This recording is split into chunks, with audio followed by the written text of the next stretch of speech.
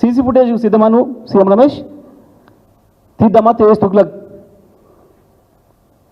చంద్రబాబు ఢిల్లీకి వచ్చిన ప్రతిసారి మొత్తం వచ్చి నుంచి పోయిందాక నువ్వే ఏమంటుంటావా ఉండవా? ఇవాళ బీజేపీతో పోతానికి కాదు అంతకుముందు కూడా ఇక గాయన ఏదో లెక్క ఎంత పద్ధతి ఏం మాట్లాడిండు?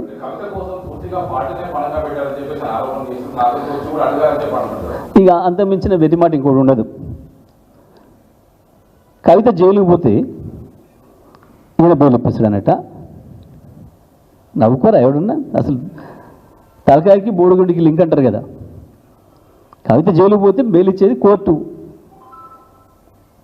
జస్టిస్ గవాయ్ గారు మొన్న కేరళలో మాట్లాడుకుంటూ చెప్పిండు కవిత గారు బెయిల్ గురించి.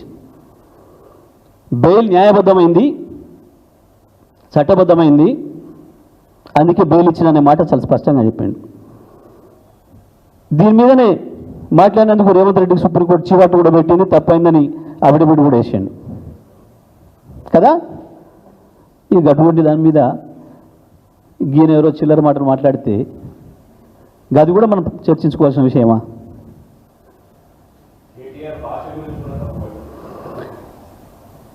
కేటీఆర్ భాషలో ఒక అక్షరం ఏమైనా తప్పుండేనా?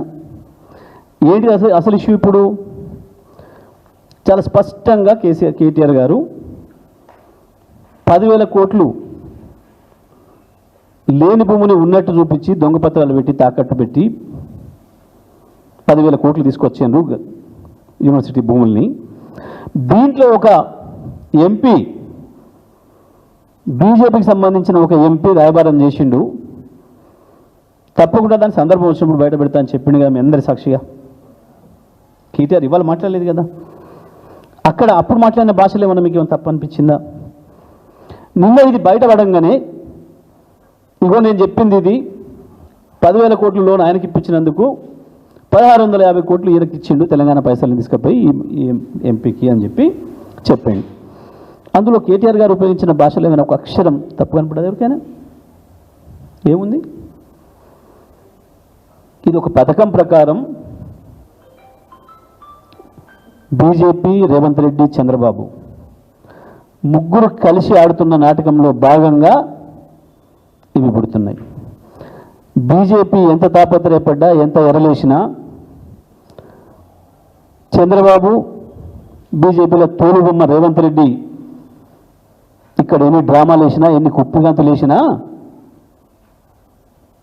కేసీఆర్ను ఉంచలేరు. కేసీఆర్ తెలంగాణ ఆత్మగౌరవ ప్రతీక. తెలంగాణ ఆత్మగౌరవం విషయంలో ఎప్పుడు రాజీ పడలే, ఎప్పుడు పడదు. వీళ్ళు చిల్లర వేషాలు ఎందుకు వస్తున్నాయి ఇవన్నీ కూడా ఆలోచించుకోవాలి ప్రజలు. మళ్ళీ మొదలైంది భయం. అక్కడ మోడీ విఫలమవుతున్నాడు, అటు చంద్రబాబు విఫలమవుతున్నాడు, ఇక్కడ ఈ తొలిబొమ్మకేమో నడిపి వస్తలేదు ప్రభుత్వాన్ని. మళ్ళీ కేసీఆర్ పేరు వినబడుతుంది.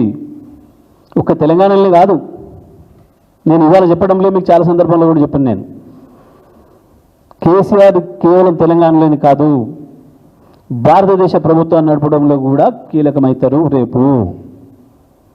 ఇది భయం మొదలైంది మోడీ చంద్రబాబు ద్వయానికి.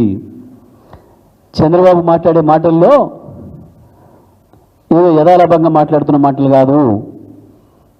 ఆంధ్రప్రదేశ్ మహానాడులో చంద్రబాబు మాట్లాడిన మాటలు,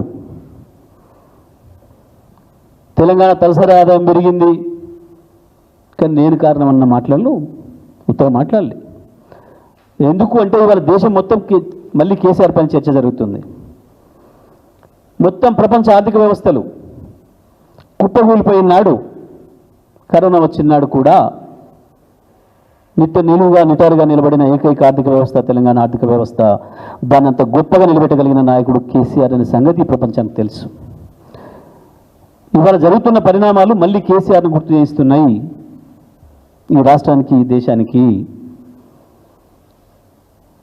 రాహుల్ గాంధీ దగ్గర విషయం లేదన్న సంగతి మోడీకి ఎప్పుడు అర్థమైంది.